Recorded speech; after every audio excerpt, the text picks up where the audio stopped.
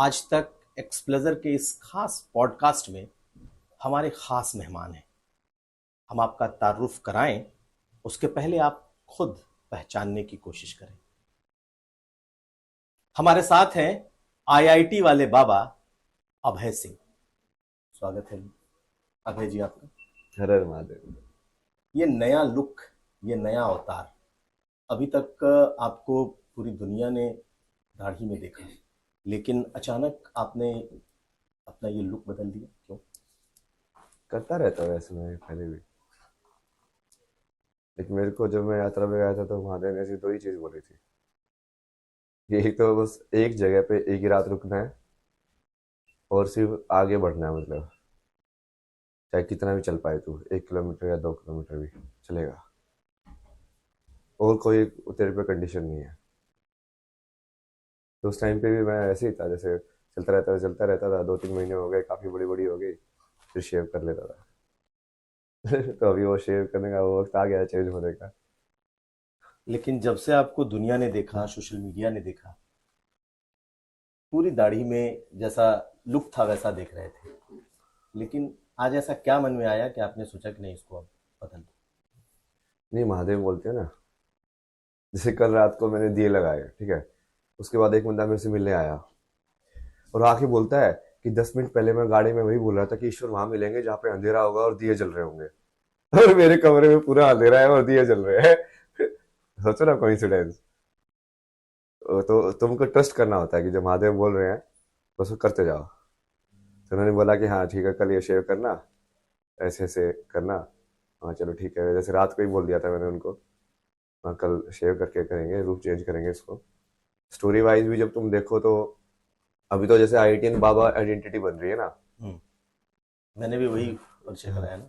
वही। हम्म, तो उसको चेंज करके, जैसे आप कृष्ण को योगेश्वर बोलते हो, बट कृष्ण बाबा तो नहीं बोलते हो। योगी तो सबसे बड़ा है वो, हम्म, समझे। बट उसमें और वो इतने बड़े योगेश्वर है कि उनको इन सब चीजों से फर्क भी नहीं पड़ता कि वो दाढ़ी रख रहे हैं कि नहीं रख रहे हैं, कि वो कैसे रह रहे हैं। बाकी शारीरिक चीजों से उनको इतना फर्क नहीं पड़ता। महादेव का भी आप देखोगे तो ऐसे ही है। कितना आप शिव पुराण को पढ़ोगे, उनका ऐसे ही है ना। वो जैसे पार्वती के वहां पे शादी वाला जो पूरा किस्सा, उसमें भी वो दरबार में नट बन के आते हैं। कि नट वाला वेश धारण करके आते हैं। कि हाँ, फिर वो कितने वेश बदलते हैं, अलग अलग रूप में जाते हैं, कभी नट बन जाते हैं, कभी ये बन जाते हैं, जैसे परिस्थिति में होती है ना। तो उसके मानो कि अब ये नया रूप है। तो ये नया रूप मैं क्या मानूं कि आप खुद को शिव के रूप में, खुद को कृष्ण के रूप में पोर्ट्रे करते हैं? आपको लगता है कि नहीं, आप खुद हो? जैसे आपने कहा कि कल किसी ने कहा कि भगवान से मुलाकात हो जाएगी और मेरी उनकी मुझसे मुलाकात हो जाएगी, तो क्या माना जाए? क्या आपको लगता है कि आपके भीतर भगवान है या आप स्वयं भगवान हैं? सबके अंदर है ना। तो स्पिरिचुअलिटी का असली मतलब तो यही है। जहाँ पे फंसती है बात वो वही होता है, फिर लोग पूछते हैं कि सबके अंदर है तो सबको पता कैसे नहीं है। यदि सभी भगवान है तो हमको कैसे नहीं पता है कि हम भगवान है। तो कल भी मैंने वही बोला कि मुझे पता है कि लाइक सबके अंदर भगवान है, और मैं बोल रहा हूँ उस ट्रुथ को। अहम ब्रह्मास्मि जब शंकराचार्य ने भी तो बोला था ना, तो आपने नहीं पूछा होगा कि हाँ ये खुद को भगवान बता रहा है, ब्रह्मास्मि बता रहा है कि मैं शिवोहम। कोई जब शिवोहम बोलता है तो उसका क्या मतलब है? कि मैं ही शिव हूं ना। तो उस हिसाब से देखा जाए तो वो चेतना का जो स्तर होता है उसके हिसाब से उसको भगवान टाइटल दिया जाता है। जहाँ पे बिल्कुल शून्य चेतना में चले जाओ, तो प्योर कॉन्शियसनेस, उसको महादेव बोला गया है। फिर विष्णु किसको बोला गया है? कि जब वो चेतना शून्य से उतर के नीचे एक ज्ञान की फॉर्म में आ जाती है। तो विष्णु हमेशा सोते रहते हैं, क्षीर सागर पे ड्रीम करते रहते हैं। ऐसे दिखाते हैं ना कि विष्णु ऐसे ड्रीम के स्टेट के अंदर है ऐसे। तो जो आपका जैसे तीनों जो अवस्था होती है दिन की, आप क्या क्या करते हैं? एक वेकिंग स्टेट होता है, एक ड्रीम वाला स्टेट होता है, मेंटल वर्ल्ड, और एक फिर बिल्कुल डीप स्लीप वाला स्टेट होता है। डीप स्लीप वाले स्टेट में भी कॉन्शियसनेस रहती है, सिर्फ कॉन्शियसनेस का विषय चला जाता है। हम्म, ये तो रहता है कि आप हो, बट आप क्या हो वाले एडजेक्टिव सारी गायब हो जाती है। हो जाती है कि नहीं हो जाती? हाँ बिल्कुल ठीक है। बट वो कंटिन्यूटी नहीं रहती, तो आप सुबह उठते ही नहीं फिर। यदि कॉन्शियसनेस की कुछ ऐसी चीज नहीं है जो कंटिन्यूस चल रही है वहां पे, तो वो शिव है। डीप स्लीप वाली जो कॉन्शियसनेस है, शून्य कॉन्शियसनेस। फिर जो ड्रीमिंग वाली है वो विष्णु है, इसलिए वो ड्रीम करके लाइक पूरे संसार को चलाते रहते हैं। माया। माया, माया के अधिपति जो है। हम्म। उसके बाद ब्रह्म जो है वो बेसिकली जो वेकिंग वाला जो वर्ल्ड है जो अभी हम देख रहे हैं, ये ब्रह्मा का वर्ल्ड है। तो जब आप इसको समझते हो तो आपको समझ में आता है कि एक्चुअली में तो ये चेतना के ही रूप है, जिसको ब्रह्मा विष्णु महेश बोला गया है।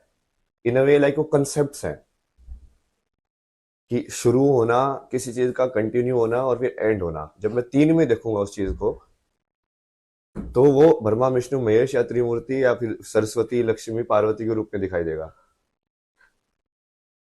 और जब मैं दो में देखूंगा तो कैसे दिखाई देगा? शिव शक्ति के रूप में।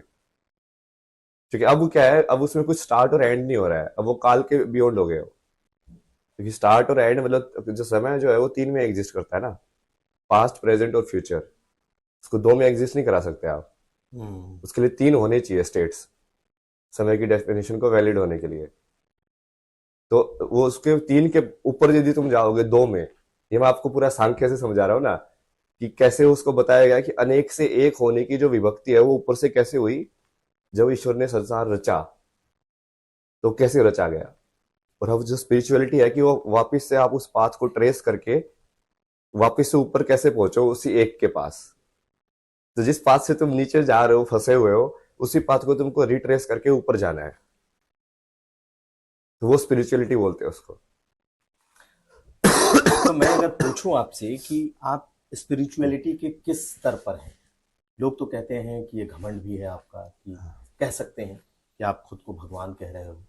लेकिन जब आपने स्पिरिचुअलिटी समझाई, तो एक आम आदमी जानना चाहेगा कि जिसका कोई गुरु नहीं है, जो किसी को गुरु नहीं मानता, तो वो किस स्तर पर पहुंचा है और कैसे पहुंचा है?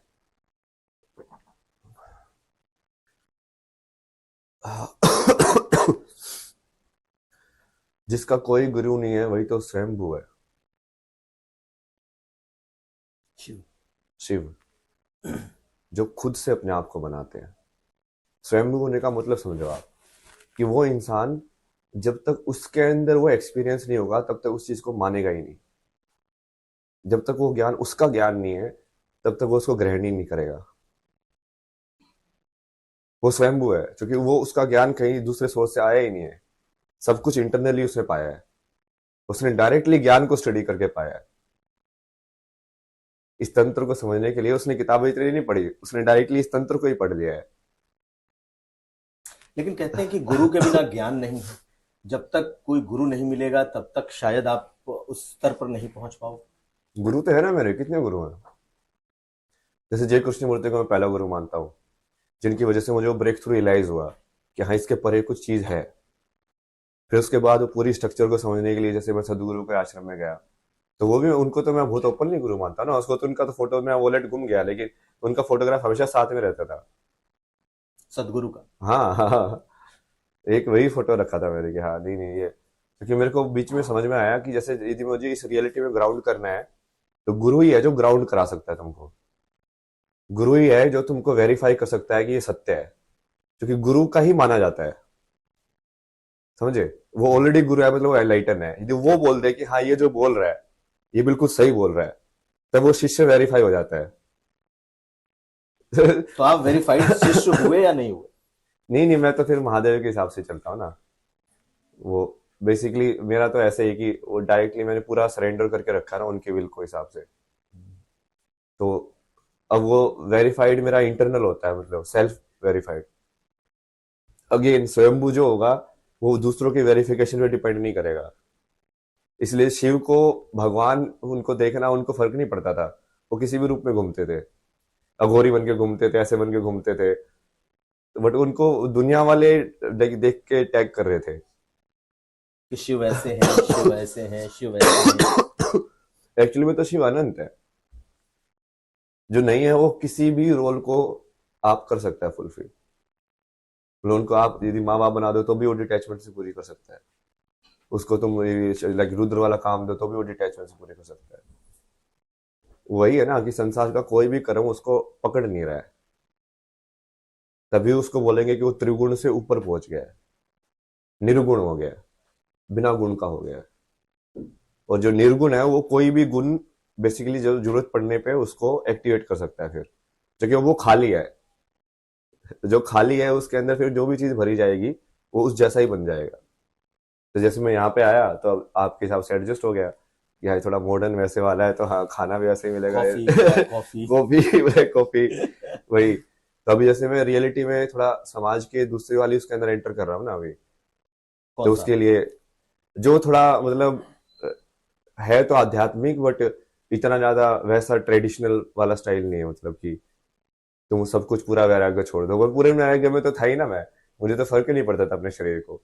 इतनी सारी प्रॉब्लम्स होती थी मेरे शरीर में ना, रैश ये सब, मैं तो चलता जाता था पूरे टाइम। तो कहला महादेव बोल रहे हैं तो चलते जाओ यार, चलते जाओ। अभी जैसे कान छिदा है, इसमें भी उन्होंने बोला था पानी मत लगने दो, फिर वो गंगा स्नान कर रहे थे तो पानी तो लगेगा ही लगेगा। हम्म। अब कहाँ से तुम तेल लेके आओ, कहाँ से ये सब करो। वो ठीक है, मैं महादेव बोलते कि ठीक है अभी इस पे जरूरत है नहीं, ध्यान नहीं है, तू टेंशन मत ले, सब ठीक हो जाएगा। तो मैं ठीक है, सब सही हो जाएगा। तो आप खुद को बिल्कुल निर्लिप्त रखना चाहते हैं, कहीं किसी चीज में लिप्त नहीं रखते। और अगर आपके लुक को इस वक्त देखें जो हम चर्चा कर रहे थे, तो अपने आप को आपने बदल दिया, कान में कुंडल पहन लिया। कुंडल तो बहुत सारे फैक्टर्स है ना उसके। जैसे मैं ये सारी चीजें इसलिए नहीं करता कि कोई सन्यासी करता है, मैं ये सारी इसलिए करता हूँ कि क्योंकि वो आध्यात्मिकता के अंदर उन सब टूल्स का यूज है, कि तुम तिलक कैसा लगा रहे हो, किस टाइप की ऊर्जा तुम एक्टिवेट कर रहे हो, कहाँ कहाँ पे टच कर रहे हो। जैसे वो चक्रास पे जनरली भस्म लगाते हैं कि यहाँ पे लगाए, यहाँ पे लगाई, यहाँ पे लगाई, ऐसे लाइक वो वैसे वैसे तुम ना ध्यान रख रहे हो उनका, एनर्जी पॉइंट्स का। फिर जो जो चीज लगा रहे हो आप उसकी एनर्जी लगा रहे हो, मतलब कि वो यहाँ पे इंटरेक्ट हो रही है ना, वही तो हो रहा है। फिर आप कोई स्किन पेस्ट लगाते हो स्किन का, तो वो आपकी स्किन के साथ इंटरेक्ट तो करता ही है। जैसे तिलक लगाओगे, तिलक भी इंटरेक्ट करेगा एनर्जी के साथ। और फिर बाद में उसके बाद जैसे माला वगैरह पहनना या धोती पहनना, मतलब मेरे को तो वो फंक्शनल लगता है, इसलिए मैं करता हूँ कि यार ये ज्यादा फंक्शनल चीज है। मतलब उसको वही बोला ना कि मेरा तो सारा ज्ञान खुद से ही होगा, मैं चाहता ही नहीं कि वो बाहर से आए, जो कि फिर मैं उसमें बन जाऊंगा ना। मतलब जो पूरी तरीके से मोक्ष है वो तो महादेव ही है, और वो महादेव होने के लिए तुमको वो निर्वाण षटकम जैसा ही होना पड़ेगा, न गुरुम न शिष्यम। वो कंडीशन ही है, क्योंकि यदि तुम सबको एक साथ एक बराबर नहीं देख रहे हो तो तुम कभी वो लाइक पूर्णता की तरफ नहीं जा पाओगे। तो मेरा सवाल था और आपने उसका जवाब भी दिया कि आपने किसी को गुरु नहीं माना, शिव ही गुरु है, ये आपका विचार है। लेकिन आपने सदगुरु की बात की, तो आप सदगुरु से कभी मिले, या सदगुरु को सिर्फ सुन करके पढ़ करके आप उनको अपना उन्होंने आपने गुरु माना, जब भी माना? हाँ, मतलब जैसे मैं आश्रम में गया था, 9 महीने वहीं पे था, सेवा की मैंने पूरी वहाँ पे, हम्म। जो जनरल वॉलेंटियर की तरह रहा। हम्म। वहाँ पे जैसे खेत में काम करना होता है, कभी कभी सेव सोल के स्टिकर चिपकाने होते हैं गाड़ियों के ऊपर। हम्म। तो पूरे दिन सामूहिक साधना में करो, फिर इंफॉर्मेशन सेंटर पे बैठ के सारी इंफॉर्मेशन बताओ कि हाँ इस मंदिर में ऐसा है, वहाँ पे जाना देखना, ये ऐसा खाना वहाँ पे मिलेगा। लोग पूछते हैं ना एक बारी करने के लिए। फिर सीखा वो बाकी सब चीजें भी, उससे बेसिक मुझे समझ में भी आया कि आश्रम सिस्टम में सब काम कैसे करता है। क्योंकि मैं तो इस लाइक मेरे को जो अटेन हुआ था, मैं तो बिल्कुल फ्री लाइक समझ में पाथलेस पाथ के थ्रू जाके वो कहीं ना कहीं वैसे हो गया। मैंने तो कोई स्ट्रक्चर यूज ही नहीं की, तो स्ट्रक्चर में यूज करके क्या वो चीज को हासिल किया जा सकता है, तो कैसे होनी चाहिए वो स्ट्रक्चर। तो उनका आश्रम काफी बढ़िया एग्जाम्पल है उसका कि हाँ कैसा होना चाहिए एक पर्टिकुलर आश्रम, कैसे वो संस्कृति को वापस से एक आइडियल केस स्टडी बोल सकते हैं ना आप। जैसे एक पायलट होता है गाँव का कि हाँ मॉडल विलेज, तो मॉडल आश्रम उसको आप बोल सकते हो वो, क्योंकि वो तो हेवन है। मैं जब मैं वापस आया तो उनको वही बोल के आया था मैं कहा, मैं जा रहा हूँ अभी बट ये तो हेवन है, अब हेवन में बैठा रहूंगा तो ठीक है। क्योंकि वहां पे जैसे जिस इंसान को पूर्णतः समझ में आए उसके लिए तो कोई दिक्कत ही नहीं है, सेवा करना ये सब करना तो वो तो मजे से करेगा, और करेगा बल्कि। अब वो खाना वाना बढ़िया खिला रहे हैं, रहने की जगह दे रहे हैं, तुम अपना धर्म का काम कर रहे हो बैठे बैठे, और तुमको क्या चाहिए, और शांति है पूरे आश्रम में, एनर्जी बढ़िया है। तो आपकी विरक्ति फिर वहां कैसे होगी? वहां से क्यों विरक्त होकर निकल पड़े? कर्म करना पड़ता है ना पूरा। तो महादेव ने वही बोला ना कि ये यहाँ पे रह के तो, लेकिन संसार तो वैसा नहीं है ना, तुझे तो संसार के बीच में जाके उस लोग को जगाना है। मैं उनको भी यही बोल के आया था कि आप लोग एक काम करो ना, ये फोर्ट को संभालो, हेडक्वार्टर को यहाँ पे ना, मैं अभी एवेन्यू लाइन्स के बीच में जाता हूँ। अंदर ना, मतलब हाँ जो लोग इस चीज को वहां पे, तो जैसे वही लोग आएंगे ना जो कहीं ना कहीं एक्सेप्ट करते हैं उस चीज को, स्पिरिचुअलिटी को। हम्म। तो एक लाइक माइंडेड लोगों के बीच में हो तुम, बट कितने सारे लोग हैं जो वही बाहर से गाली देते रहते हैं, वो क्या है, और वो सब हो क्यों रहा है, वो सब चल क्यों रहा है। तो मैं लगा कि हाँ, मेन मैं वर्ल्ड में घुसता हूँ और फिर वहां जाके मैं उस चीज को लाइक वो फैला के, या जो है बहुत पहले से प्लान था ना ये, जैसे कि आग कैसे लगानी है, हर जगह जाके टच कैसे करना है। तो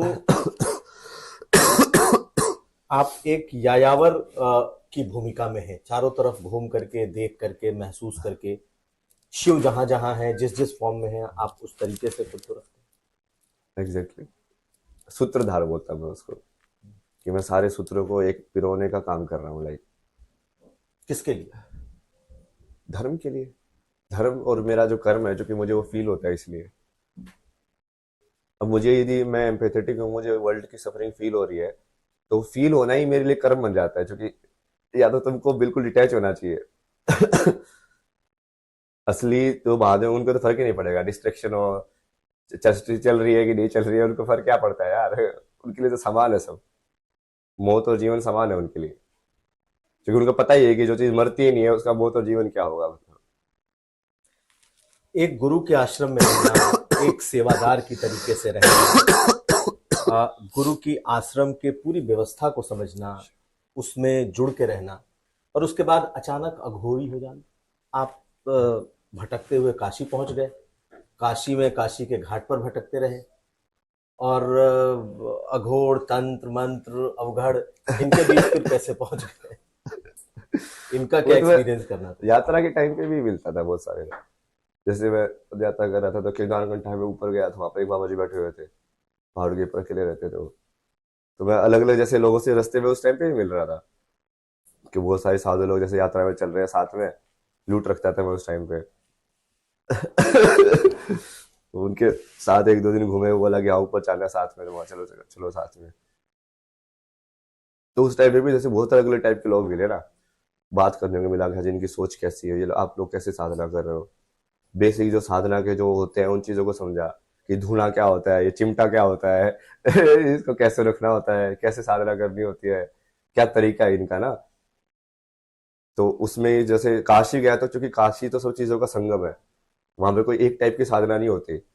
वहां पे ऐसा है कि एनलाइटनमेंट के जितने तरीके हो सकते हैं सब एक्सप्लोर करते हैं लोग वहां पे, डार्क से डार्क, लाइक सत्व से सत्व। तो वहां पे शमशान में बैठे हुए अघोरी भी मिल जाएंगे, और राधा कृष्ण करने वाले लोग भी मिल जाएंगे, जो बिल्कुल ही फलाहारी है, पूरा लाइक व्रत करके रखेंगे, ये सब करके रखेंगे। और एक दूसरा है जिसको फर्क ही नहीं पड़ता, घोर जैसा रहता है वो। तो वो सारी चीजों को देखना है, वही तो है ना, वही तो आपको बताया, मेन आपने भी पर्पज तो अघोर वही है। एक्सपीरियंस किया? अघोर के साथ बैठ करके, अघोर तो मरे हुए लोगों की हड्डियां तक खाते हैं, आपने भी एक्सपीरियंस कर लिया? हाँ, वो महादेव ने ही करा दिया, मतलब ऐसे वही, मैं इंटेंशन से नहीं करता ना कोई चीज, वो अपने आप ही मेरे को सिखाते रहते हैं भेज भेज के, कि हाँ ठीक है, यहाँ से तो इस चीज का एब्जॉर्व कर ले, यहाँ से उस चीज का एब्जॉर्व कर ले। जैसे वो फील तो अंदर ही करना होता है अघोर। अघोर मतलब कि बेसिकली तुमने जो बच्ची कुची चीज थी जिसके अंदर भगवान नहीं देखा था, उसके अंदर भी भगवान देख लिया। अब तुम फल के अंदर बोल रहे हो कि फल खाने से भगवान मिलेंगे, तो फिर हड्डी खाने से भगवान क्यों नहीं मिल सकते। है तो उसी धरती माँ का हिस्सा हो। बट वो बहुत ही अलग चीज है ना, उसको आप उसके सिविलाइजेशन के साथ नहीं जोड़ सकते, इसलिए जो महादेव है, वो हमेशा लाइक उनको रेबल माना गया है, सिविलाइजेशन के एंटी, कि जो रूल को फॉलो ही नहीं करता है। क्योंकि उसको क्यों फॉलो करना है, वो मुक्त है। जिसको मुक्त पता चल गया, वो क्यों फॉलो करेगा सोसाइटी के नियम। तो उनके लिए बेसिकली वो सारा, वो ये पूरा संसार एक तंत्र जैसा है, कि इसको बस समझने के लिए है वो। बुरा सच्चा, अच्छा बुरा, ये सब कुछ नहीं है, कि हाँ ये इसको नहीं करना है, ये ऐसा नहीं करना है। बट वो सब अहंकार से नहीं हो रहा है, बस वही अंतर है। अभय सिंह जी, आप तो समझ रहे हैं आध्यात्म क्या है, भगवान क्या है, भगवान के रूप क्या है, किस स्तर तक आध्यात्मिकता है, लेकिन आपको दुनिया क्या समझ रही है? आपने कभी इस चीज को महसूस किया है? दुनिया मेरे असली स्वरूप को तो कभी नहीं देख पाएंगे, वो मुझे पहले ही ज्ञात हो गया था। सबसे बड़ी इस पे यही वो रहता है, कि तुम यदि फर्स्ट रहते ना, ये मुझे कॉलेज के टाइम पे बहुत फील होता था, क्या? कि जो फर्स्ट रहता है वो अकेला रहता है। फर्स्ट होने का मतलब ही वही है, कि वो अकेला नहीं रहेगा, तो वो कहीं ना कहीं शेयर्ड हो गया ना, वो फर्स्ट कैसे हुआ। तो लाइक यार, राजा होना तो बहुत अकेले होने वाली चीज है, कि तुम भी इतनी पावर होल्ड कर रहे हो कि नीचे वाले लोग जो है वो कहीं ना कहीं लालच में या उसमें पढ़ने के उनके चांसेस रहेंगे ही रहेंगे, जब तुमको वो पावर ही अकेला कर देगी वहां पर। तो वो वाली चीज महसूस होती है कई बार। बट ठीक है, वो तो क्या कर सकते हैं, वो सच पूर्ण है। सचमुच जो सचमुच बहुत पावरफुल होते लोग हैं, जो शीर्ष पर होते हैं, कहा जाता है जो शीर्ष पर होता है वो अकेला ही होता है।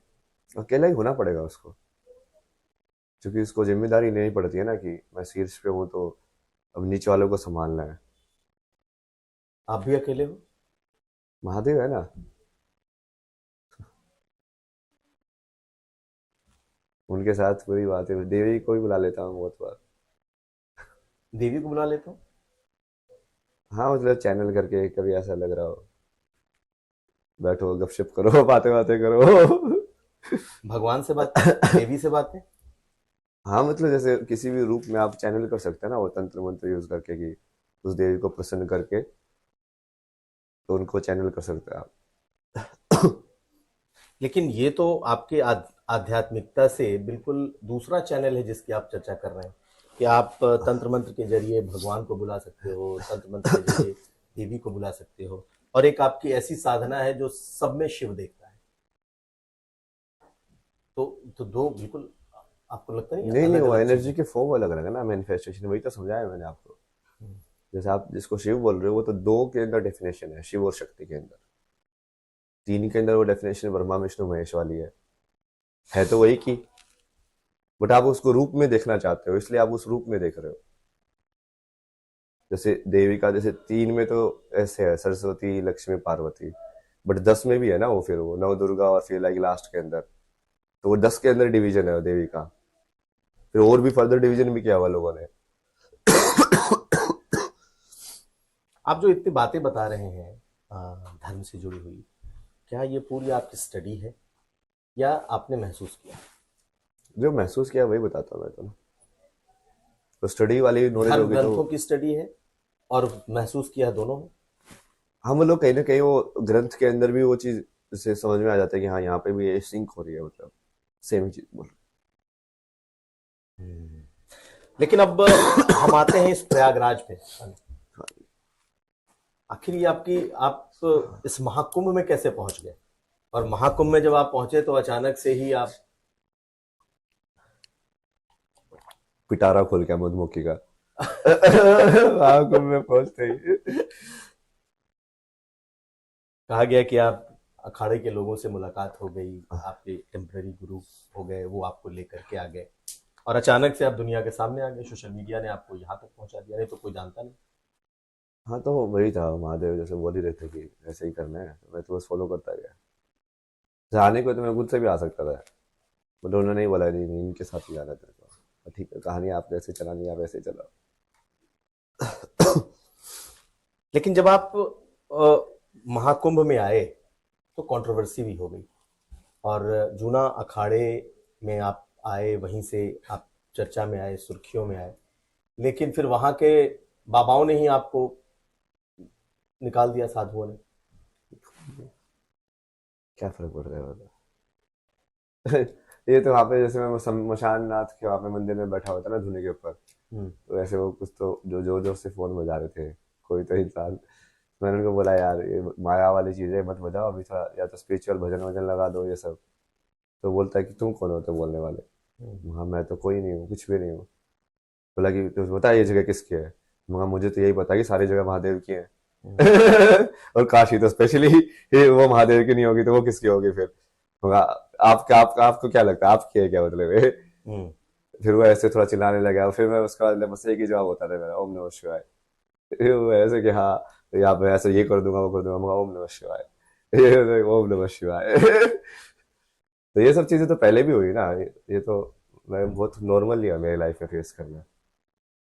लोग होता ही है हमेशा हर जगह पे जाके ना, जब वो सत्य को देखते हैं तो कहीं ना कहीं, क्योंकि मेरा प्रेजेंस ही लोगों के अहंकार को किल करता है कि ये कैसे? इंसान एग्जिस्ट कैसे कर सकता है ऐसा इंसान। तो उनको लगता है कि यार हमने क्यों नहीं किया जो इसने किया।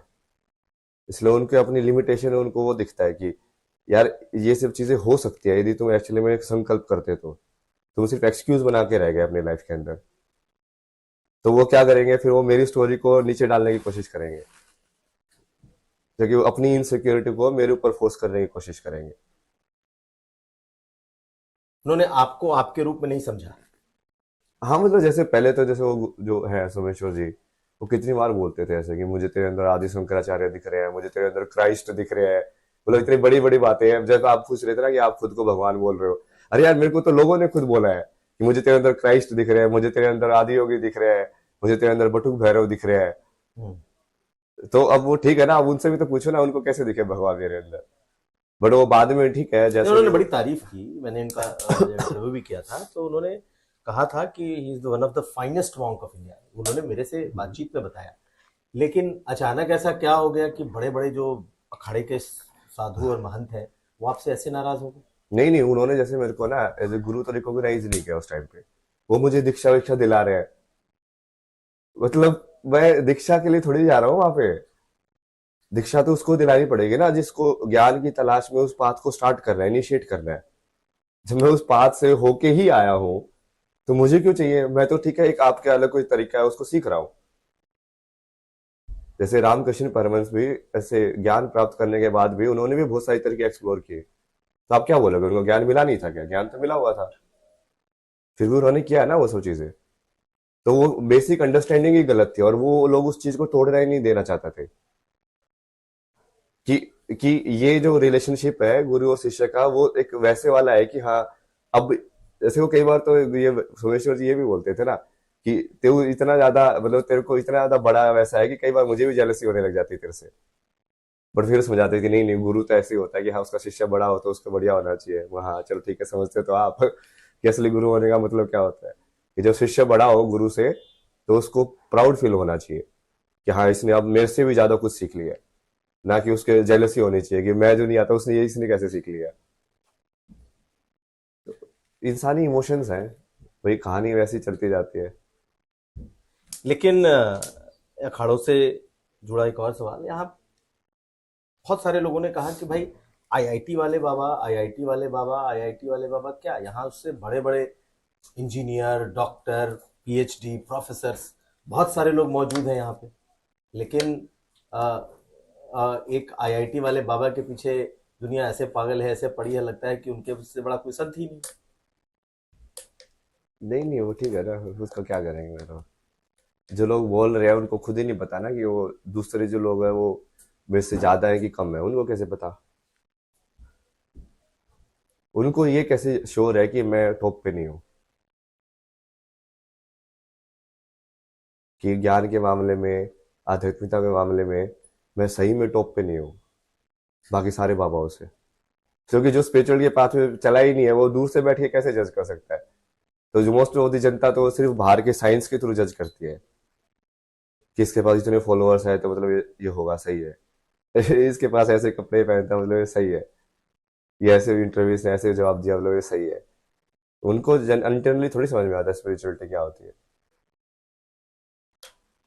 तो आपका ये जो रूप है, नया रूप, नया स्वरूप जो अभी हमें दिखाई दे रहा है, ठीक है, आप सब में शिव हैं कहते हैं, ये कब तक रहेगा? यानी क्योंकि आपका जो ये फेस है, आपकी बहुत सारे पुरानी फोटोज सामने आई, कॉलेज के दिनों की, नौकरी के दिनों की, आपके अपने सोशल मीडिया पर किए हुए पोस्ट, लाइव्स, तो ये क्या ऐसे चलेगा, फिर दाढ़ी बढ़ा लेंगे? ओगड़ जैसे रहता हूँ ना मैं, like, मेरे कोई चीजों से इतना फर्क नहीं पड़ता, मतलब क्या। लेकिन आपको आपकी जटाओं से, आपके अपने बाल से तो मोह है, प्रेम है। नहीं नहीं, करने को तो मैंने तो अपने पाथ पे ना इतनी इतनी चीजें छोड़ी है ना महादेव के बोलने पे। लेकिन जैसे राधा मिली थी मेरे को, मैं मुझे स्टोरी मैंने लाइफ में ऐसे चेंज किया, मगर इस काम ये काज ऐसे करते रहे, इस अवतार में राधा से शादी करा देते हैं। सारी टाइमलाइन बनाई मैंने सब कुछ, और महादेव ने मना कर दिया। लेकिन नहीं, आगे बढ़। हाँ ठीक है, छोड़ दिया महादेव, जाओ, आपके लिए ये भी छोड़ दिया। तो राधा मिली थी और आप शादी करना चाहते थे? हाँ मतलब वैसे ही प्लॉट किया था मैंने हाँ। कि इस जन्म में करा देते ना, मतलब पिछले जन्म में तो नहीं हुई थी। नहीं, पिछला जन्म, पिछला जन्म आप क्या देख पाते हैं, देख सकते हैं? आपने देखा है? महसूस होता है ना, मतलब वो पूरा कि तुम वही यादें, तुम्हारी यादें हो। पिछला जन्म के बारे में जो आपने इस्तेमाल किया, मैं आपसे पूछ लूं कि क्या आपने अपने पिछले जन्म को जाना है, देखा है? हाँ, तभी तो बता रहा हूँ मैं। क्या क्या था? यही सब आप जो पानी कृष्ण की कहानी देख रहे हो, राम की कहानी, बुद्ध की कहानी, हम्म। मेरी कहानी तो डॉक्यूमेंटेड है ना सारी। सब जनों की कहानी सबको पता है। नहीं, लोगों को नहीं मालूम है कि आखिर अभय सिंह जो आईआईटीएन है और अब पूरी तरीके से आध्यात्म की राह पे बढ़ चुका है, बाबा बन चुका है, वो पिछले जन्म में क्या था? कृष्णा ही हो ना मैं। कल की। कल की? कल की तो विष्णु का अवतार, दशावतार। दशावतार। तो आप पिछले जन्म की बात बता रहे हैं या पिछले जन्म के भगवानों की चर्चा कर, मतलब भगवानों की आप चर्चा कर रहे हैं, ईश्वर की चर्चा कर नहीं नहीं, मतलब एक ही बात है ना वो। कल की जो होगा वो वही तो श्री राम था फिर। वही है ना विष्णु, वही है ना, मतलब वही कृष्ण है, वही परशुराम है, वही बुद्ध है। वो उसकी बस चेतना के अंदर आके वो अलग अलग चीजें कर रहे हैं। जो चीजें महादेव ने एक ही लाइफ में कर दी सारी की सारी। वही आप हैं।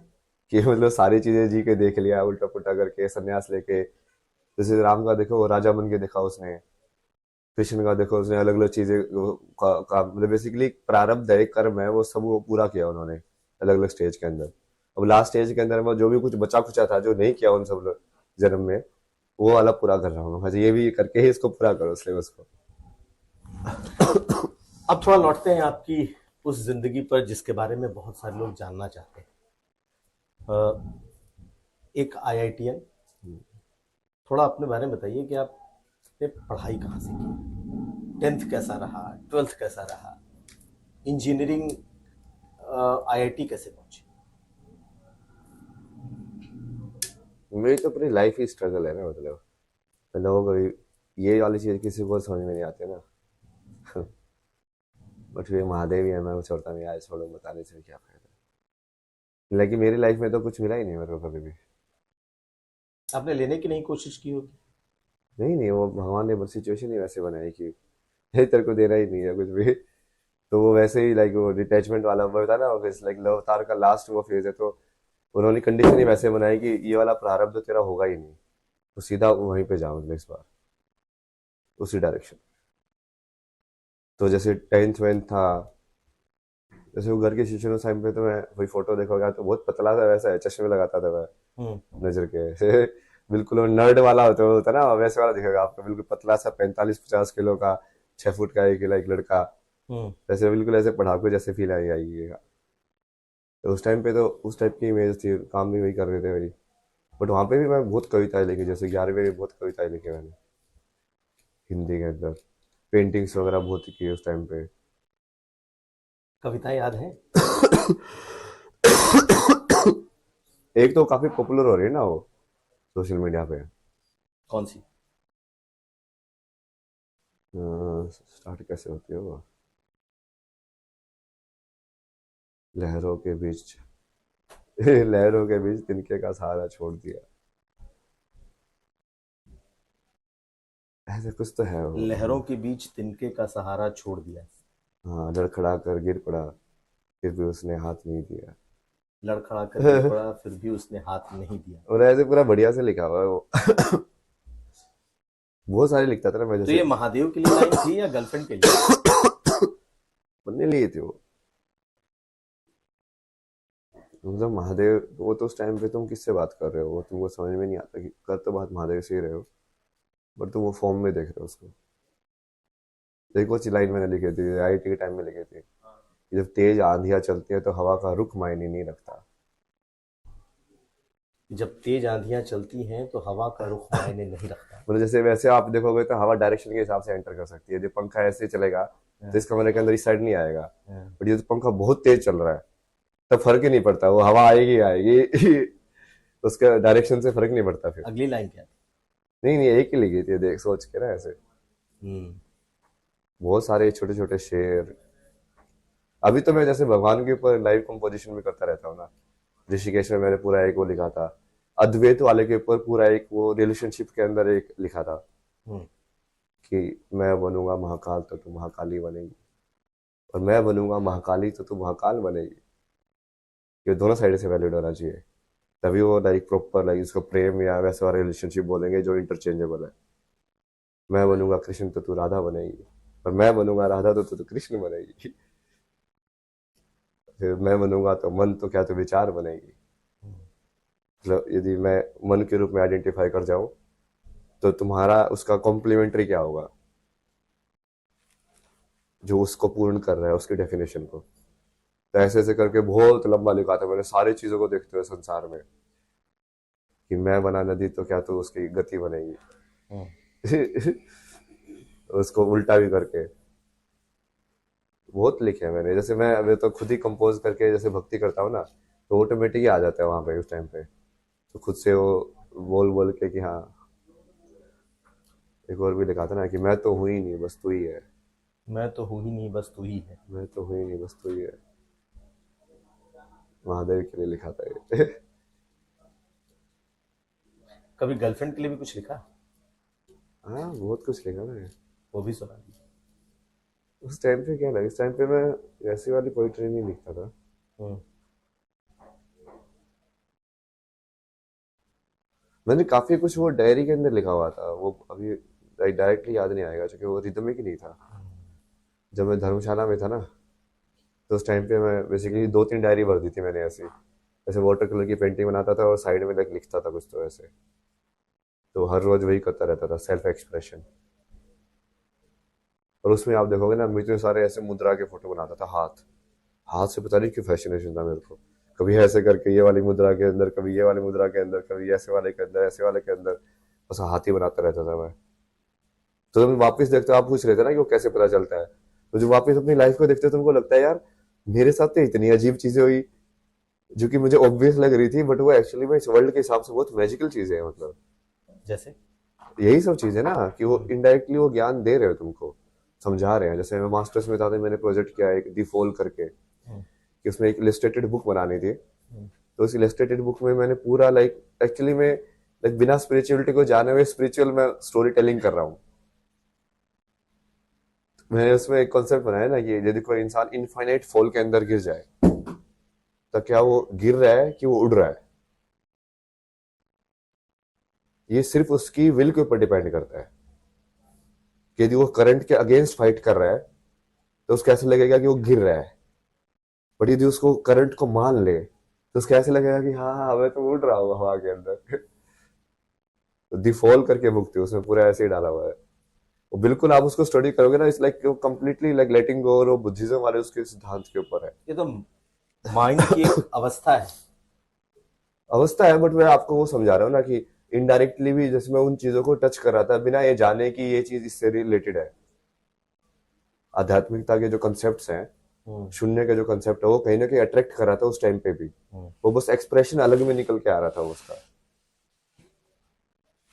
आप इंस्टाग्राम पे मेरा पुराने पढ़ोगे ना, तो एक जैसे एक बनाया था मैंने स्काई वाले फोटोग्राफ्स के साथ, लिखा था ना कुछ तो कि everybody sees the good memories of you, the stars in your memories, but nobody seize the dark sky, जो कि बैड मेमोरीज है, जो डार्कनेस है, उसको कोई नहीं देखना चाहता है। बट वो जो स्टार्स जो चमक रहे हैं उसको सब लोग देखते हैं, जो तुम्हारे अंदर अच्छा ही है। ये तो बहुत बड़ी जर्नी है ना भाई। उस जर्नी पे हम आते हैं, लेकिन जो मैंने चर्चा की, स्कूल में मैंने सुना आपको 90% से ऊपर मार्क्स, 12th में 90% से ऊपर मार्क्स, फिर आईआईटी कैसे हुआ? ये कितना रहा? 2005 में शायद आपने 10th किया। 2005 में 10th किया। वहीं से वो लॉरेंस स्कूल करके होता था झज्जर के अंदर, अभी भी है शायद। वहां से 10th किया। मेरा तो वहां पे भी अलग अलग केस रहते थे ना, मतलब मैं अलग ही था यार। मैं वही आप सोच रहे ना, मैं हमेशा मैंने बहुत ही यूनिक चीजें की है दुनिया के अंदर, जो ऐसे लोगों को ऐसे अचंभा लगे। मतलब कि जैसे मेरी जो उसकी टीचर होती है ना 10th के अंदर, जो इसकी होती है ह्यूमैनिटी वाली, सिविक्स और ये वाली, जब मैं उनके जवाब देता था ना, इसके 6 रीजन बताओ, मैं इतनी सारी किताबें पढ़ता था कि मैं उसके मुझे 15-20 याद होते थे। तो मैं जैसे 5 नंबर का क्वेश्चन है, उसमें 6 ही पूछे, 5 ही पूछे कि एक का एक पॉइंट देंगे, वो मैं लिख देता था 15-20। तो वो जैसे एग्जाम से पहले मेरे को जाके बोल रही है ना कि भाई काम करना ना, ज्यादा मत लिखना, ज्यादा से ही मार्क्स करते हैं। मैं ये कैसे दुनिया जो ज्यादा ज्ञान से मार्क्स काटती है। जो मुझे ज्यादा पता है तो मैं ज्यादा लिखूंगा ना। तो ऐसे उल्टी पुल्टी चीजें होती थी, वैसा सोचो कि ज्यादा की वजह से लोग मेरे को आगे टीचर आगे बोल रहे कि यार नहीं ध्यान से लिखना ना, जितना है उतना ही लिखना। तो मार्क्स कितने आए आपको 10th में? 10th में तो 93 93%। 12th? 12th में 92.4। लेकिन सुना कि आप आपने कोई वैसा तय नहीं था कि आप आईआईटी जाओगे और अचानक से फिर ये चीज़ें तय हो गई और आपने पहले ही अटेम्प्ट में इनफैक्ट क्रैक किया। क्या था ये कहानी, क्या थी ये कहानी? नहीं, दूसरे अटेम्प्ट में किया। हम्म। पहले अटेम्प्ट में जैसे मैंने स्टार्टिंग में तो आईआईटी का नाम ही नहीं पता था, तो जैसे 11th क्लास में 12th में ऐसे कोई तो बंदा आया हम्म। ऐसे स्कूल में, उसका उन्होंने गेस्ट लेक्चर वगैरह लगवाया, तो वहाँ पे भी एक मैजिकल स्टोरी हुई थी ना, उसमें ऐसे ऐसे करवा के कोई तो प्रॉब्लम थी क्या, ऐसे सोल्व करके लेके आओ। अब मैं, मेरे को तो पता ही नहीं था कि कम्पिटेटिव सब क्या होता है, बट मुझे लगा कि जिसकी प्रॉब्लम है इसको सोल्व करते हुए घर गया, उसको पूरा मैंने दिमाग के अंदर सेव किया प्रॉब्लम को, तो फिर लाइक माइंड के अंदर वो सोल्व हुई, ड्रीम के अंदर सोल्व हो गई, उसको मैंने डाल दिया और वो सपने के अंदर मेरे को समझ में आ गया कि इसको कैसे सोल्व करना है। हम्म। तो अगले दिन मैंने जाकर उसको दिखाया, और वो इतना लंबा मेथड था कि वो वैसे कॉपी तो हो ही नहीं सकता, क्योंकि वो इतना लंबा मेथड था, वो कहीं पे दूसरी बुक में था ही नहीं कि ऐसे भी हो सकते हैं भाई। तो उसको पता था कि हाँ इसने खुद सही किया है, तो बट वो फिर वही है ना, वो भी खुश हो गया, बोला कि हाँ सही है तो करो, मेरे से पढ़ो। तो धीरे धीरे पता चला आईआईटी के बारे में। फिर 12th में जैसे मैं कोचिंग में लिए गया फोर्स वोर्स करके, अब ये सब चीजें करने के लिए मुझे घर पे पूरा सत्याग्रह करनी पड़ती थी हर चीज के लिए क्यों?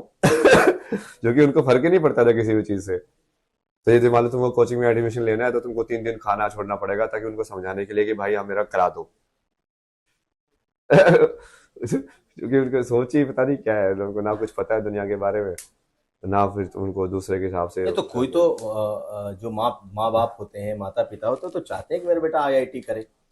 नहीं नहीं, वो उनको ऐसा कुछ नहीं है ना, वो आगे भी बताऊंगा ना मैं। हाँ। तो उस टाइम पे भी जैसे कॉरेस्पॉन्डेंस का किया, वो सब किया, फिर फाइनली वो लेकर गए मेरे को दिल्ली।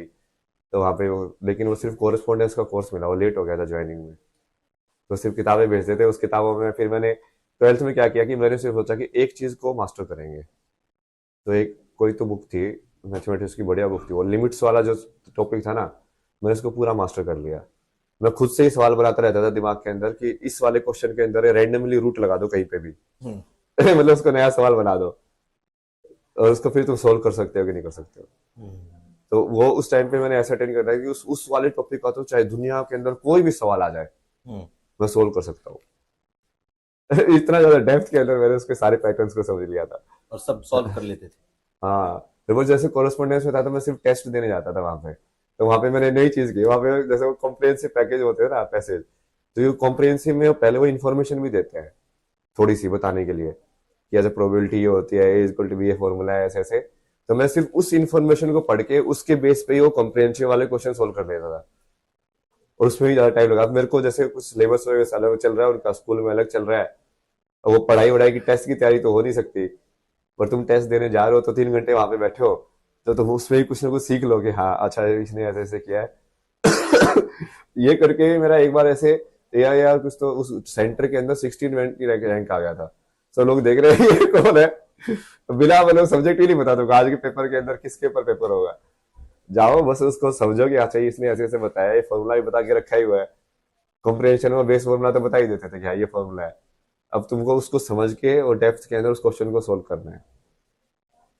तो ये वाली चीज तो बहुत की मैंने कोचिंग में भी, जो साथ जो लिमिट वाली जो चीज मैंने पहले डिस्कस की थी ना, वो वाली काम आई। तो एक मैथ वाला प्रोफेसर आया कोचिंग में, वो बोला कि इसको सिर्फ एलोपीटर से सोल्व कर सकते हैं।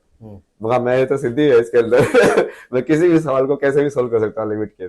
बोला कि करके दिखा, बोला ठीक है करके दिखाता हूँ। उसने पूरा करके दिखाया, वो भी लाइक हाँ भाई चलो तू है ऐसी चीज तो बहुत है, बट वो जैसे इमोशनल वाला जो था ना, वो चीज कभी फुलफिल नहीं हुई ना, ये सब चीजें करने के बाद भी। नहीं, एक मिनट में आपको आईआईटी का रैंक कितना आया और कैसे आपने क्यों चुन लिया मुंबई आईआईटी? उसके बाद जैसे दिल्ली गए, तो जैसे 12th के बाद तो जैसे एनआईटी का काउंसलिंग के लिए कुरुक्षेत्र गया, बट वहां पे देख के मैंने बोला कि नहीं मैं यहाँ नहीं जाऊंगा मुझे और पर जाना है, ये मेरे लिए नहीं है। कुरुक्षेत्र नहीं जाना, मुंबई जाना है। हाँ मतलब ये इससे बड़ा हूँ मैं, मतलब इन वे लाइक ये मुझसे कैपेबिलिटी से ज्यादा है। वो ठीक है थोड़ा एक्सीडेंट हो गया तुम उस टाइम पे उसको इतना कर नहीं पाए, सिचुएशन नहीं बनी, बट मेरे को जब इतना समझ में आती है तो ये वो अपॉर्चुनिटी दी जाए सीखने की, तो मैं काफी बढ़िया से सीख सकता हूँ। तो ड्रॉप करने का निर्णय हुआ, उसमें भी वो पेरेंट्स वाला जैसे कोई साथ में नहीं था, सब मना कर रहे थे ड्रॉप करने में। कुरुक्षेत्र ड्रॉप करने पे मना कर रहे हैं? नहीं नहीं, एक ईयर ड्रॉप करके एक पढ़ने ईयर? के। फिर वो भी खुद से फिर से वो सत्याग्रह कि नहीं नहीं नहीं नहीं, मुझे करना है, मुझे करना है, फिर से रोटी अच्छा। वोटी छोड़ो, फिर से सब कुछ करो। क्योंकि वो वैसे तो कोई बात होती नहीं ना, मतलब प्यार से समझाने में तो मिलता ही नहीं कुछ भी। तो फैमिली में सत्याग्रह क्यों पड़ती थी एक एक चीज के लिए? हर एक चीज के लिए। फिर वो उन्होंने करके फिर कुछ अरेंजमेंट हुई, कैसे एडवर्टाइजमेंट में वो दिल्ली का कोई सेंटर का नंबर निकला, फिर वहां पे गए, फिर पूरा सेटिंग वेटिंग हुई, कमरा वमरा मिला, फिर जाके दिल्ली में बैठ के पढ़ाई की पूरी। तो रैंक कितना आया था आपका? आईआईटी का रैंक क्या था? 731 था ना, हम्म। या 731। फिर वहां पे ऐसे ही था कि वो ये सब दूर जाने के लिए ही था, मतलब कि घर से थोड़ा दूर जाना है, शांति चाहिए, तो वो मुंबई चूज किया उसकी वजह से। फिर एरोस्पेस वो कि कौन सी चीज ब्रांच जो है वो नाम के हिसाब से बढ़िया है और रैंक के हिसाब से ही मिल रही है, तो अपना एरोस्पेस सही है, एरोस्पेस में आ गई। लेकिन कहते हैं कि बड़ी पर्सनल लाइफ आपकी फैमिली को लेकर, जो आप बता रहे हैं कि हमेशा सत्याग्रह करना पड़ता था हर चीज के लिए, तो आज भी परिवार को लेकर के आपके विचार ऐसे हैं जो कि समाज एक्सेप्ट नहीं करता जिसे?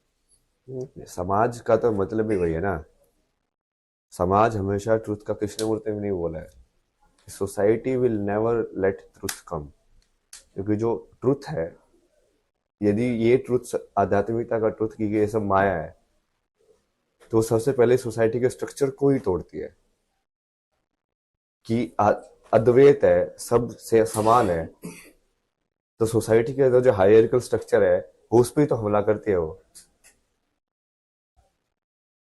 सोसाइटी नहीं चाहती ना सब समान हो क्योंकि इसमें वो मजा आता है उनको ऊपर नीचे खेलने में कि ये अमीर है, ये गरीब है, ये ऊपर है, ये नीचे है, तो वो सोसाइटी तो ऑब्वियसली अपोज करेगी उस चीज को जब सत्य दिखेगा तो। लेकिन माँ बाप तो कहते हैं, माँ बाप तो भगवान का स्वरूप होते हैं, और आपने विद्रोह अपने मिलेंगे। माँ बाप से ही कर दिया। एक कॉफी और। नहीं नहीं, कॉफी। आपने तो विद्रोह अपने माँ बाप से ही कर दिया।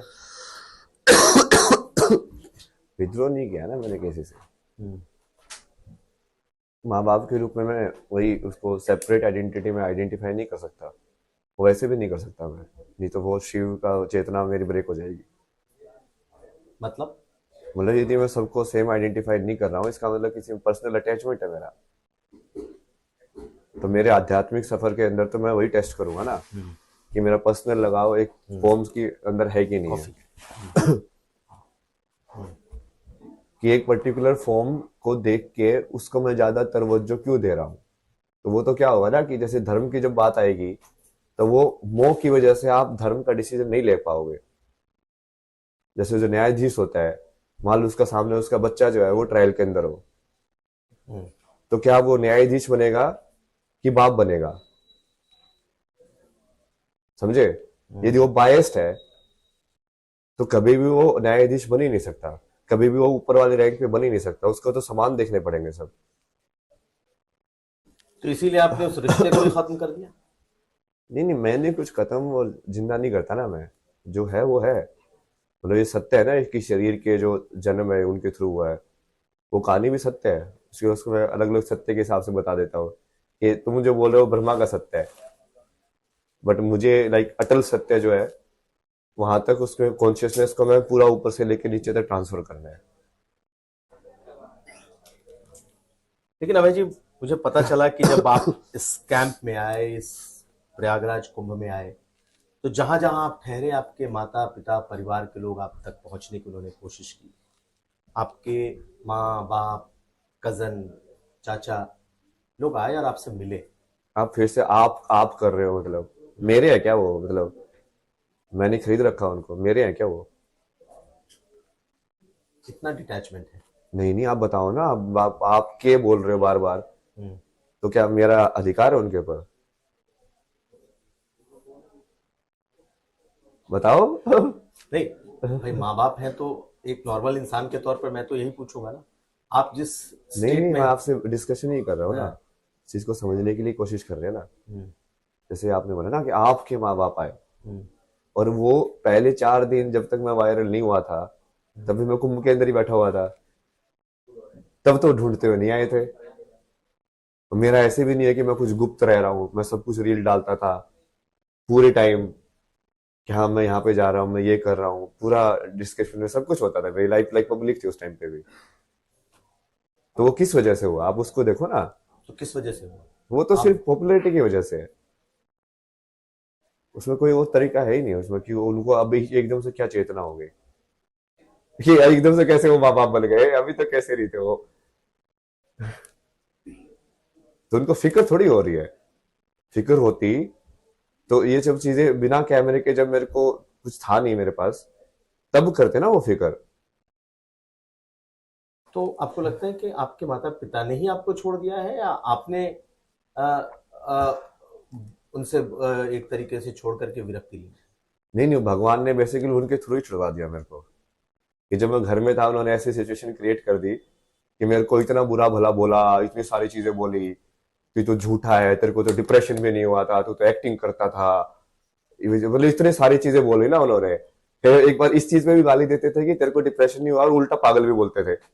मतलब यार एटलीस्ट एक चीज में स्टक करता हूँ यार, या तो मैं बिल्कुल पागल हूँ, ये मेंटली सही नहीं हूँ, या फिर मैं डिप्रेशन का नाटक कर रहा था, तो कम से कम वो बिल्कुल ही नेगेटिविटी होती है ना जिससे लोगों के अंदर। तो मैं तो उनका माध्यम बन गया वो निकालने का। भगवान का नाम जैसे मैं लेता था, तो उसके अंदर भी ये तो मोटा बन गया, ये तो बाबा बनेगा। जैसे किसी और को ऐसे ओल्ड लेडी आती थी, मैं उनको समझाता था कि जैसे मन जो होता है कैसे काम करता है, कैसे उसको शांत करना है, रिश्तों में आपको कैसे रहना चाहिए। तो वहां पे मजाक उड़ाते थे, तेरे बेटे ने भी संत बना देगा यो, मतलब कटाक्ष करे ना, समझ रहे हो आप। ये सब क्या है, अब वो किस नियत से आ रहे हैं, अब वो, अब बताओ मेरे को आप, क्या उनको भगवान दिख गए, क्या उनको ब्रह्म ज्ञान हो गया एकदम से, क्या हुआ, क्या बदल गया? कुछ नहीं बदला है। मैं तो बहुत टाइम तक घर के, जब घर से मैं चला गया, मतलब तो मैं वो मौसी के उसके ऊपर फ्लैट के ऊपर रहता था दिल्ली के अंदर, और वो कुछ ऐसा था ही नहीं कि मैं भागा हुआ हूँ। जब मैं उसी घर के स्ट्रक्चर के अंदर रह रहा हूँ, अपना काम करके, वहां पे मैं पूरी वैसे पूरा उस टाइम पे मैंने सारे इंटरनेशनल रिलेशन, सब देशों की हिस्ट्री बहुत पढ़ाई की। उस टाइम पे आप मेरे ट्विटर देखोगे ना, तो बहुत ट्विटर साधना भी करता था मैं, कि मैं टेस्ट भी करता रहता था कि कौन सा थॉट जो है वो मेरे को इफेक्ट कर रहा है, मतलब कहाँ पे तुम स्टक हो रहे हो, कहाँ पे तुम पॉजिटिव नेगेटिव एनालाइज कर रहे हो उसको।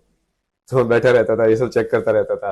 या तुम इंस्टाग्राम में देखो तो तुम विजुअली चेक कर सकते हो कि यदि किसी लड़की की फोटो देख के तो तुम कैसे लग रहा है कि नहीं नहीं मेरे मेरे पास होनी चाहिए, जो लालसा तुम्हारी है तो तुमको दिखेगी वो।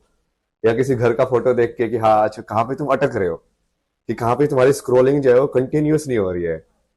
लाइक आई में जब तुम देखते हो तभी तुम सारी चीजों को समान मानोगे, बट तुम्हारी जो वासना है वो आई को तुम्हारी जगह पे रुकवा देगी, है ना। तो वो तुम टेस्ट कर सकते हो इंटरनली।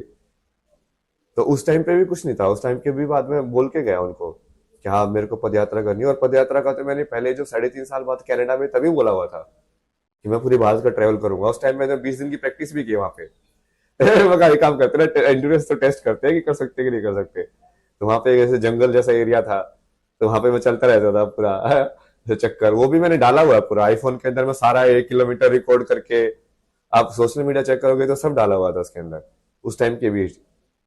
अब ये जो मैं तो अपनी ट्रुथ में जी रहा हूँ, अपनी ऑनेस्टी में जी रहा हूँ, बट जिनको आप माँ बाप बोलते हो उन्होंने तो मेरा एक भी सत्य नहीं एक्सेप्ट किया, एक भी चीज एक्सेप्ट नहीं की। क्या चाहते थे आप उनसे? मेरे सत्य को माने, क्या चाहते थे मतलब क्या है। मैं कोई चीज बोल रहा हूं कि मेरे एक्सपीरियंस में ये है, बट वो उनके एक्सपीरियंस में नहीं है, तो वो उनको मानना ही नहीं है। तो अभी आए थे मिलने आपसे? है मिलने मिलने नहीं आए ना, वो मिलने क्या आएंगे, उनको क्या मिलके क्या करेंगे। आए, आपके साथ लोग बैठे? नहीं नहीं, वो सिर्फ इम्पोर्टेंस लेने आए थे अपनी। अब उनको फंस गए ना वो, अब सब लोग फंस गए ना एक्चुअली, क्योंकि इस पूरे उसमें जिन जिन लोगों ने मेरे पे डाउट किया ना, मैं सबको बोलता था कि मैं ही भगवान हूँ, मैं धर्म की स्थापना करूंगा। मैं देखो जैसे सदगुरु के आश्रम में भी जो स्वामी थे, मैं उनका जैसे मेरे से पूछ रहे थे ये मीडिया में तो क्यों करना चाहता है, मैं बोला कि देखो मेरे को वो ज्ञान तो है, अभी मैं बस बेसिकली नीचे वाली स्ट्रक्चर एनालाइज करके कॉज एंड इफेक्ट में एक ऐसा वो देख रहा हूँ कि जहां पे एक ऐसी ब्रिक मुझे मिल जाए बटरफ्लाई इफेक्ट वाली, कि मैं एक ईंट हिला दूं तो सारी ईंट हिल जाए दुनिया की।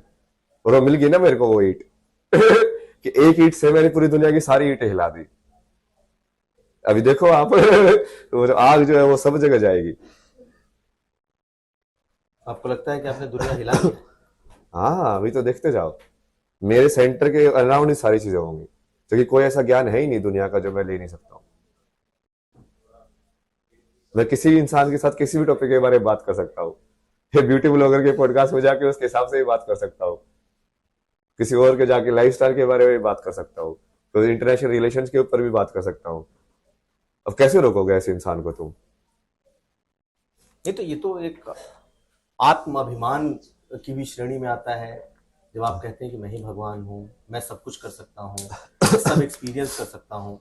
या तो आप उस अवस्था पर पहुंच चुके हैं जहाँ सचमुच जो जो जो ब्रह्म और मोक्ष की अवस्था होती है, या फिर लोग तो ये भी कहेंगे कि आप बिल्कुल एक ऐसे बाबा हैं जिनके अंदर घमंड भर गया है। हाँ, तो वो तो लिखेगा ही उनको ना। बट ये जैसे आप किसी चीज को बोलोगे, जब कृष्ण बोलते हैं अर्जुन को कि मैं ही सब कुछ हूं, मैं ही मृत्यु हूं, मैं ही ज्योति हूं, तो आप तो क्या बोलोगे? कितना घमंडी है खुद को भगवान बोल रहा है, क्या क्या बोल रहा है अपने बारे में। ऐसे थोड़ी चलता हो। तो आपकी बात ये लोग सुनेंगे तो कहेंगे कहाँ भगवान कृष्ण और कहाँ अभय सिंह। अभय सिंह भी वही बातें बोल रहे हैं जो भगवान कृष्ण कहते हैं। तो ये तो इस सांसारिक स्थिति में तो घमंड की श्रेणी में रखेंगे लोग इसे। नहीं नहीं, वो घमंड आप बाहर से जज ही नहीं कर सकते। जब कृष्ण ये बोल रहा है कि मैं ही भगवान हूं, तो वो रियलाइजेशन के अंदर बोल रहा है, वो घमंड से नहीं बोल रहा। उसकी चेतना उस लेवल पे है कि वो बोल पा रहा है वो शब्द। लेकिन आप जब बोल रहे हैं तब हाँ, तो मैं बोल रहा हूँ तब भी अपनी चेतना के हिसाब से बोलता हूँ। कई बार जैसे मैं ह्यूमन या इस फॉर्म में आइडेंटिफाई कर लेता हूँ ब्रह्म सत्य में, तब मैं अभय सिंह बन जाता हूँ। यदि वो चेतना में होता हूँ तो फिर जैसे आप मेरे जवाब देखोगे तो हमेशा अलग अलग जवाब रहते हैं, क्योंकि वो उस टाइम पे मैं कैसे आइडेंटिफाई कर रहा हूँ उसके हिसाब से मैं जवाब देता हूँ। लेकिन मैं बिल्कुल ही शून्य में बैठ रहा हूँ तो मैं बोलता हूँ कि मैं ही महादेव हूँ। फिर मैं जैसे थोड़ा इस धर्म के हिसाब से उसको काम करने का सेटअप का काम करता हूँ, तो इन्हें लाइक मैं विष्णु चेतना के अंदर हूँ, तो फिर मैं उसके हिसाब से बोलता हूँ। फिर यदि मैं सिर्फ इस लाइफ की स्टोरी के हिसाब से आपको आइडेंटिफिकेशन करके क्वेश्चन का आंसर देना है, जैसे स्कूलिंग वगैरह, तो उस टाइम पे वो टेम्पररी आइडेंटिटी जो अभय सिंह की है, फिर वो बन जाते हो तुम। तो ये अलग अलग आइडेंटिटीज ही है कि तुम कहाँ पे आइडेंटिफाई हो रहे हो, और तुम्हारी आइडेंटिफिकेशन बेस्ड ऑन कि तुम्हारे से क्वेश्चन कैसे पूछा जा रहा है। तो एक बेटे के तौर पर आप क्या सोचते हैं? माँ बाप को तो आपने एक तरीके से नकार दिया, लेकिन आप बेटे के तौर पे भी कभी उस फॉर्म में रख के सोचते हैं? नहीं नहीं, स्वयंभू का मतलब वही ना, आप फिर से वही उसी चीज पे आगे वापस से।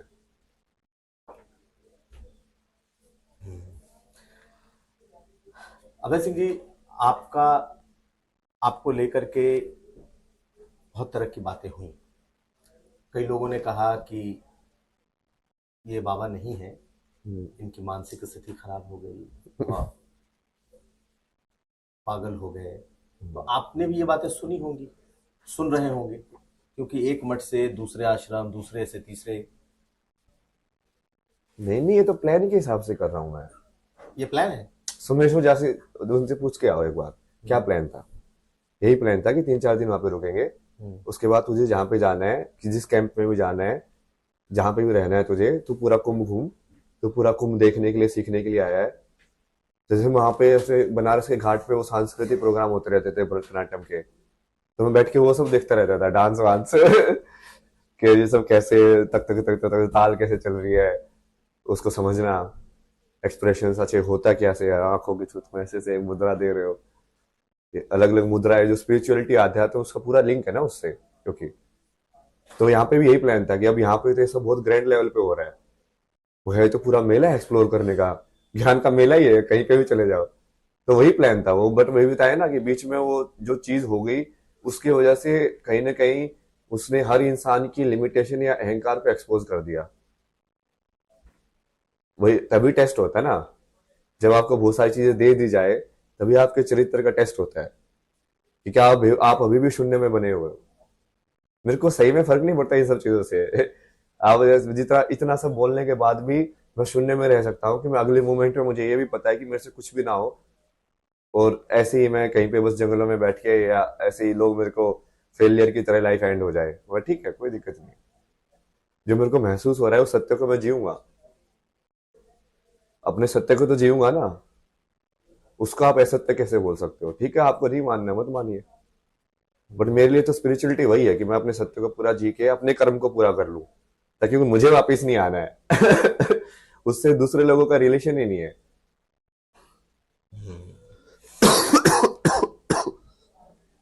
एक सवाल और कि कई लोगों ने यह भी कहा कि हैं तो बाबा, हैं तो किसी अवस्था तक पहुंचे हुए, लेकिन वही बाबाओं वाले नशे भी करते हैं, इसमें कोई दम है? नहीं नहीं, वो मेरे को तो नशा और ये सब चीजें देखनी ही नहीं है ना।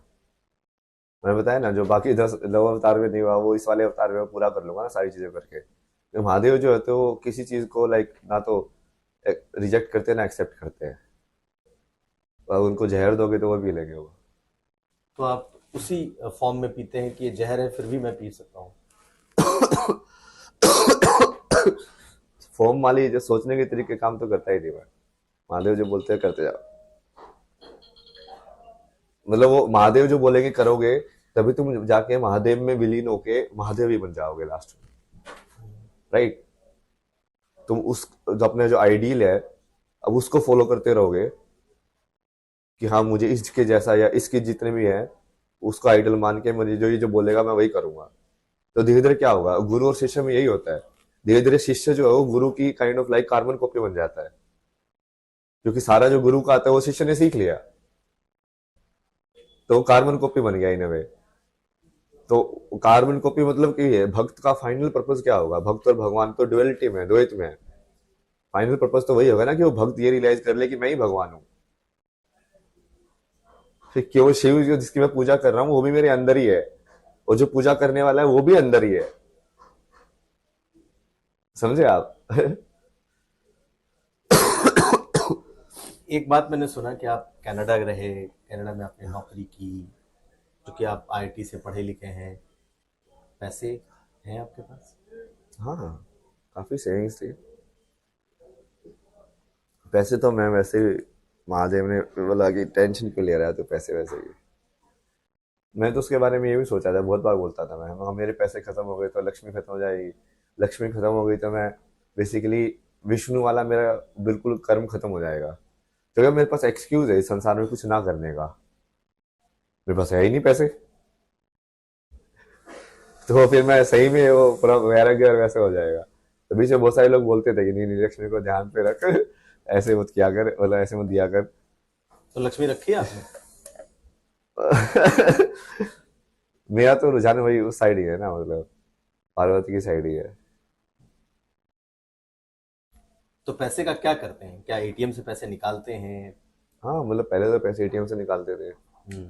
और जो आप उनको बोलो काशी में तो बहुत सारे लोग ये वही है, बोलूंगा तो आप बोलोगे कि वो घमंड है, बट अब ठीक है, लाइफ में मैंने किया है तो उसको बता ही सकते हैं इन्हें। क्या? लाइक वहाँ पे भी जैसे ये सोमेश्वर जी हैं, उनको भी मैंने बहुत हेल्प की ना पैसे में भी। हम्म। जैसे उनका कोई वहाँ पे डिसाइपल थी, बोला इसको फोन चाहिए, और ट्रैवल का काम करती थी, तो उनको 5,000 रुपये दे दिए उसी टाइम पे। तो फिर दूसरा उनको बोला कि कोई चलिए वो मुंबई में उसका एडजस्ट होना है, कुछ पैसे की कमी पड़ रही है, तो उनके पैसे दे दिए।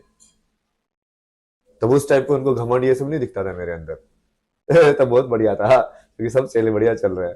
वहाँ पे एक माई बैठती है वहाँ पे शमशान पे, उसको तो मैंने 15,000 रुपए के फोन दिए। बोला कि बेटा स्मार्टफोन लाके देना ना बेटा, ऐसा करके लाके देना ना, ऐसा चाहिए, स्पीकर भी होना चाहिए, ये सब भी होना चाहिए। बहुत सारे लोग तो फायदा उठाते थे, बट मैं सिर्फ देखता रहता हूँ ना। मैं कहा इसको इतना देने से बेसिकली उसका लेकिन कर्म समझ में आ जाएगा। इस लाइक क्यों टेस्ट हो जाता है वो इंसान, परीक्षा है वो उसकी, कि वो लालच में कितना फंसा हुआ है। तो मैं फाइनली कार्मिक स्कोर देके उसका हिसाब किताब करके उसको बंद कर सकता हूँ कि हाँ चलो ठीक है, इसकी योनि वोनी जो है, इसका चेतना का लेवल ये है, इसको इस योनि में भेज दो आगे, ये यहाँ पे फिट नहीं है या फिट है, या इसको ऊपर भेजना है, देवता बनाना है, या इसको नीचे भेजना है। क्या करना है इसके साथ। अभय सिंह जी, अब हम बिल्कुल अपने आखिरी पॉडकास्ट के इस बिल्कुल आखिरी इसमें हैं। आप यहाँ के बाद कहाँ देखते हैं? इतना आगे का तो सोचता नहीं ना मैं। और राजा तो मेरे को बनना ही है, क्योंकि वो इसलिए नहीं कि मुझे पावर चाहिए, इसलिए कि कोई एक तो सेंट्रलाइज्ड या यूनाइटिंग फैक्टर होना चाहिए। जब किसी चीज़ की यूनियन करनी है तो किसी एक धुरी के अराउंड तो लोगों को एकत्रित होना पड़ेगा, सत्य को ना। तो वो उसके लिए चाहिए। जैसे ये वाला क्वेश्चन तो बहुत बार लोग उसमें भी पूछते हैं, जब आईटी में इलेक्शन में करते थे ना, तो ये पूछते थे तू इस पोस्ट के लिए खड़ा क्यों हो रहा है। तो हमारा जवाब होता था जैसे फोटोग्राफी और फाइन आर्ट सेक्रेटरी के लिए खड़े हो रहे हो, बोला कि हाँ हॉस्टल के अंदर फोटोग्राफी बढ़ाएंगे, ये सब करेंगे। फिर उनका जवाब, जैसे सीनियर्स होते थे ना, जैसे उसके साथ तुम प्रचार करने जा रहे हो, तो ये सब पूछते थे पूरा मैनिफेस्टो देख के। तो पूछते थे कि फिर ये सब काम तो तू बिना पोस्ट के भी कर सकता है, हम्म। तुझे पावर क्यों चाहिए, पोस्ट क्यों चाहिए। जो ये वही चीज होती है जो कि बिना पावर के जब तुम जो चीज कर रहे हो,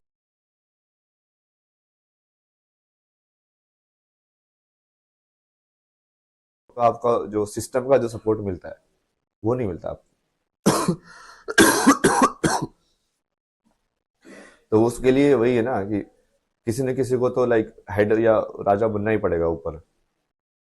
तो ये राजा का कौन सा फॉर्म आप बता रहे हैं?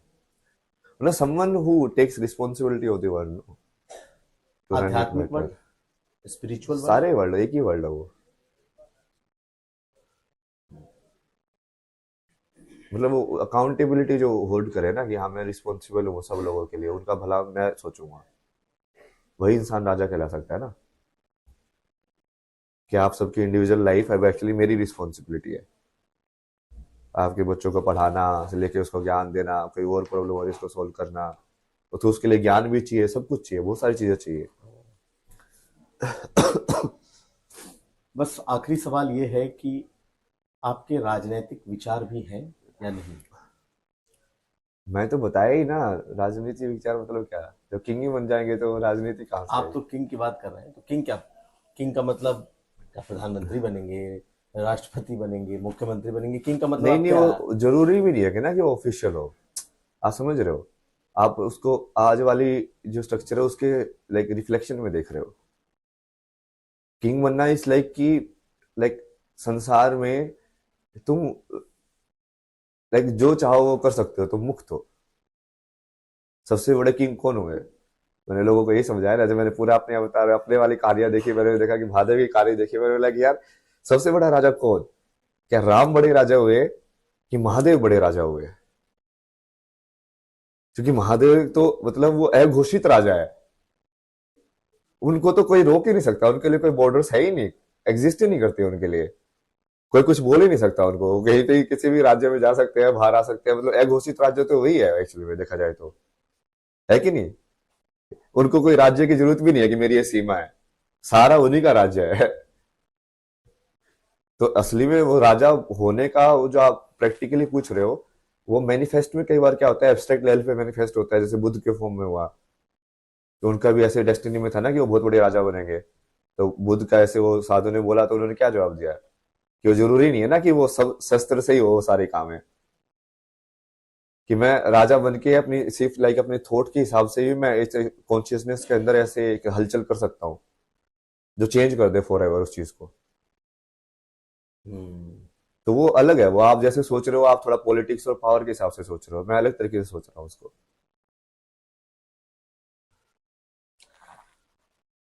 तो अभय सिंह जी, बहुत धन्यवाद हमारे इस पॉडकास्ट में जुड़ने के लिए, और अपनी उन बातों को शेयर करने के लिए जो बातें आपने बहुत हद तक शेयर भी की हैं, और इस पॉडकास्ट में आज तक और प्लेजर के इस पॉडकास्ट में आपने हमारे साथ उसको शेयर किया। बहुत शुक्रिया आपका, बहुत धन्यवाद। हर हर महादेव, जय श्री कल की। जय श्री कृष्ण, जय श्री। तो ये खास पॉडकास्ट थी अभय सिंह के साथ, जो इस महाकुंभ में आईआईटी बाबा बन के उभरे हैं। हमने आध्यात्म से लेकर इनके निजी जीवन और खासकर इनके परिवार से इनके संबंध तक पर बात की। कैसा था इनका पॉलिटिकल पढ़ाई लिखाई का करियर, कैसा था बचपन, और अब एक साधु या फिर एक यायावर की भूमिका में, एक घूमते हुए साधु की भूमिका में ये कैसे है। तो आज तक के और एक्सप्लोजर के इस खास पॉडकास्ट में आज बस इतना ही। फिर किसी नए मेहमान के साथ फिर मुलाकात होगी। आप हमें दीजिए इजाजत, देखते रहिए आज तक। बहुत शुक्रिया महाराज।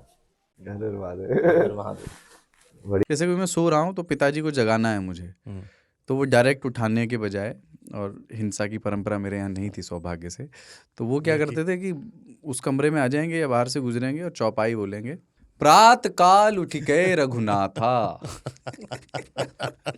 मात पिता गुरु नावई माता।